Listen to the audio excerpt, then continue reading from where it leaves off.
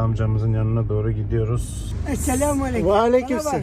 Arabam var ya, Cumhurbaşkanı arabası gibi ha. Nasılsın amca, iyi misin? Vallahi iyiyim, billahi de iyiyim de ha. Sobaya biraz borcum var da. Soba mı? Ya Ne, su mu 2 satıyorsun? milyar aldım.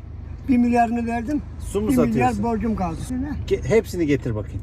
Anam, anam, Hadi getir bakayım. anam. Getir hadi. Allah sana vermiş. Sen de bana vereceksin ama Hadi getir. yeter. Getir amca. Biraz ekmek kazanayım. Ya. Tamam getir, fark etmez. Ben de onları içeceğim zaten.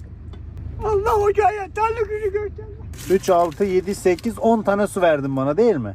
Al. Anamın babamın canı için. Al amca. Bunu hak etmedim ben. Hak ediyorsun, sen onu al. Seni karşıma Allah çıkardı. Tamam. Kaç bu? Orada 1000 lira var, sobayı ödersin. Allah. Zərrə qədər yaxşılıq edən əvəzini alacaqdır. Zərrə qədər pislik edən də əvəzini alacaqdır.